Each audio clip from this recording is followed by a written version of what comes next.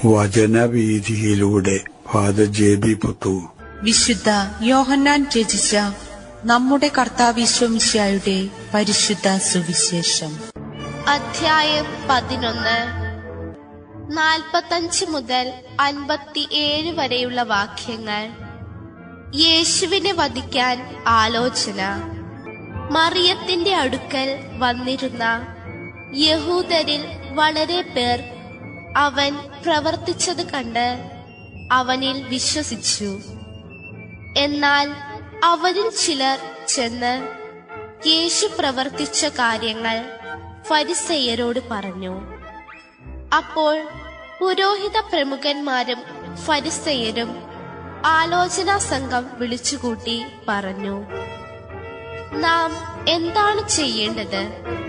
ഈ മനുഷ്യൻ വളരെയധികം അടയാളങ്ങൾ പ്രവർത്തിക്കുന്നല്ലോ.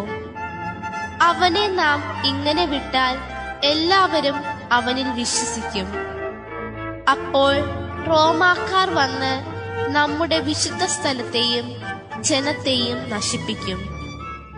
അവരിൽ ഒരുവരും ആ വർഷത്തെ പ്രധാന പുരോഹിതനുമായ കയ്യഫാസ് പറഞ്ഞു, നിങ്ങൾക്ക് ഒന്നും അറിഞ്ഞുകൂടാ. ജനം മുഴുവൻ നശിക്കാതിരിക്കാനായി അവർക്ക് വേണ്ടി ഒരുവൻ മരിക്കുന്നത് യുക്തമാണെന്ന് നിങ്ങൾ മനസ്സിലാക്കുന്നുമില്ല. അവൻ ഇത് സ്വമേധയാ പറഞ്ഞതല്ല. പ്രത്യുത ആ വർഷത്തെ പ്രധാന പുരോഹിതൻ എന്ന നിലയിൽ ജനത്തിനു വേണ്ടി യേശു മരിക്കേണ്ടിയിരിക്കുന്നുവെന്ന് പ്രവചിക്കുകയായിരുന്നു. ജനത്തിനു വേണ്ടി മാത്രമല്ല, ചിതറിക്കിടക്കുന്ന ദൈവമക്കളെ ഒരുമിച്ച് കൂട്ടുന്നതിനു വേണ്ടിയും.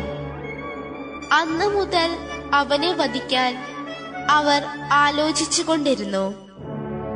അതുകൊണ്ട് യേശു പിന്നീടൊരിക്കലും യഹൂദരുടെ ഇടയിൽ പരസ്യമായി സഞ്ചരിച്ചില്ല. അവൻ പോയി മരുഭൂമിക്കടുത്തുള്ള എഫ്രായിം പട്ടണത്തിൽ ശിഷ്യരോടൊത്ത് വസിച്ചു. യഹൂദരുടെ പെസഹ തിരുനാൾ അടുത്തിരുന്നു. ഗ്രാമങ്ങളിൽ നിന്ന് വളരെ പേർ തങ്ങളെ തന്നെ വിശുദ്ധീകരിക്കുന്നതിനായി പെസഹായ്ക്ക് മുമ്പേ ജെറൂസലേമിലേക്ക് പോയി. അവർ യേശുവിനെ അന്വേഷിച്ചുകൊണ്ട് ദേവാലയത്തിൽ വച്ച് പരസ്പരം ചോദിച്ചു, നിങ്ങൾ എന്തു വിചാരിക്കുന്നു?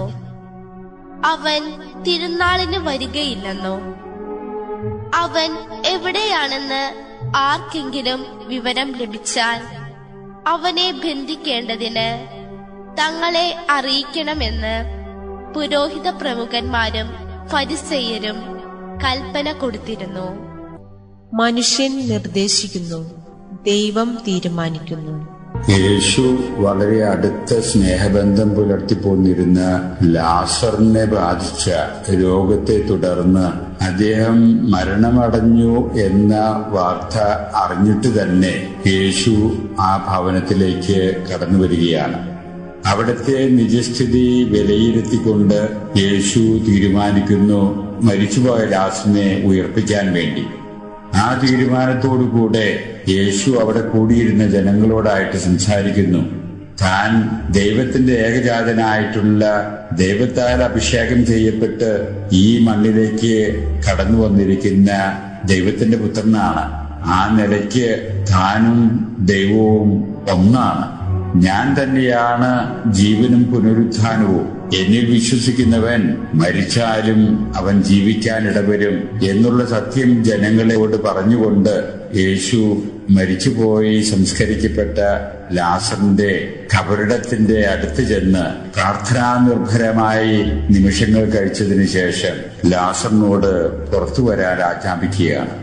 ഈ വിസ്മയകരമായിട്ടുള്ള അത്ഭുതങ്ങൾക്ക് സാക്ഷ്യം വഹിച്ച അവിടെ കൂടിയിരുന്ന ജനങ്ങളിൽ പലരും യേശുവിൽ വിശ്വസിക്കാൻ ഇടവന്നു എന്ന് ദൃക്സാക്ഷി കൂടിയായിരുന്ന യോഹന്നാൻ സുവിശേഷത്തിലൂടെ നമ്മോട് പറഞ്ഞു തരികയാണ്.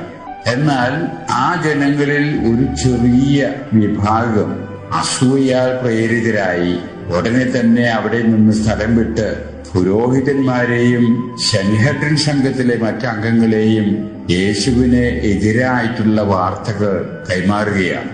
ഉടനെ തന്നെ യഹൂദന്മാരെ സംബന്ധിച്ചുള്ള ഏറ്റവും ഉന്നത അധികാര സമിതിയായിട്ടുള്ള സൻഹെദ്രിൻ സംഘം അടിയന്തരമായി വിളിച്ചുകൂട്ടുകയും യേശു എന്ന ആ വ്യക്തിയെ പറ്റിയുള്ള ചർച്ചകൾ വളരെ സജീവമാകുകയും ചെയ്യുന്നു. ചർച്ചകളിൽ പൊങ്ങിവന്ന ആശയം, യേശുവിനെ ഈ തരത്തിൽ അത്ഭുതങ്ങളും അടയാളങ്ങളും പ്രവർത്തിക്കാൻ വേണ്ടി അവസരങ്ങൾ നമ്മൾ കൊടുത്താൽ നമ്മുടെ ജനങ്ങളെല്ലാം തന്നെ നമ്മെ ഉപേക്ഷിച്ച് അവനിൽ വിശ്വാസം അർപ്പിക്കാൻ ഇടവരും. അത് കാലക്രമേണ വിദേശികൾ, റോമക്കാർ നമ്മുടെ രാജ്യം കൈയടക്കാനും നമ്മുടെ ദേവാലയങ്ങളും വിശുദ്ധ സ്ഥലങ്ങളും നശിപ്പിക്കാനും ഇടവരും. അതുകൊണ്ട് ഇങ്ങനെ യേശുവാകുന്ന ആ വ്യക്തിയെ ഈ തരത്തിൽ വിടാൻ അനുവദിക്കരുത് എന്ന രീതിയിലാണ് സൻഹെദ്രിൻ സംഘത്തിലെ ചർച്ചകൾ രൂപപ്പെട്ടു വന്നുകൊണ്ടിരുന്നത്.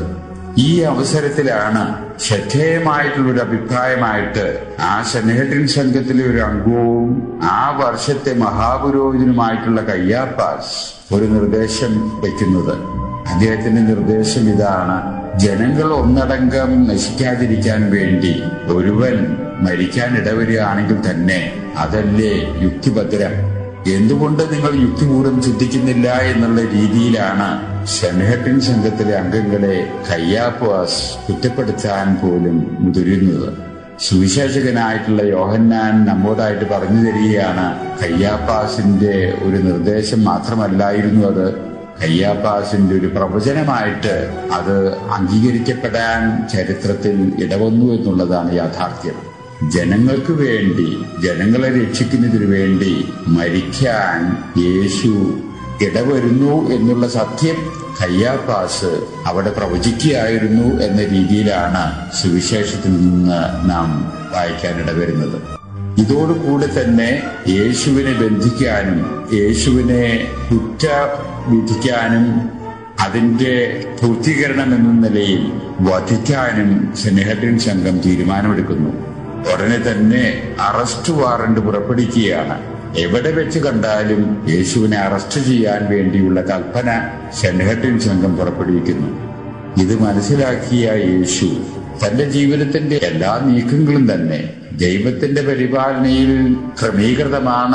ക്രമീകൃതമായിരിക്കണം എന്ന് ജനങ്ങളെ പഠിപ്പിക്കാൻ വേണ്ടി കൂടെ ആയിരിക്കണം യേശു തൽക്കാലത്തേക്ക് വിജനമായ, താരതമ്യേന ജനസമ്പർക്കം കുറഞ്ഞ എഫ്രൈം എന്ന് പറയുന്ന അല്പം ദൂരെയുള്ള ഒരു സ്ഥലത്തേക്ക് മാറി താമസിക്കുകയാണ്.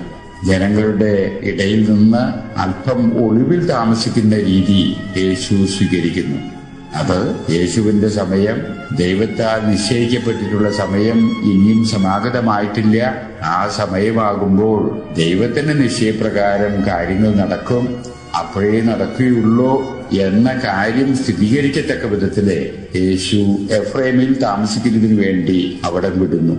എഫ്രൈമിലേക്ക് തിരിക്കുന്ന ഒരു യേശുവിനെയാണ് ഇന്നത്തെ സുവിശേഷം നമ്മുടെ മുമ്പിൽ അവതരിപ്പിക്കുന്നത്.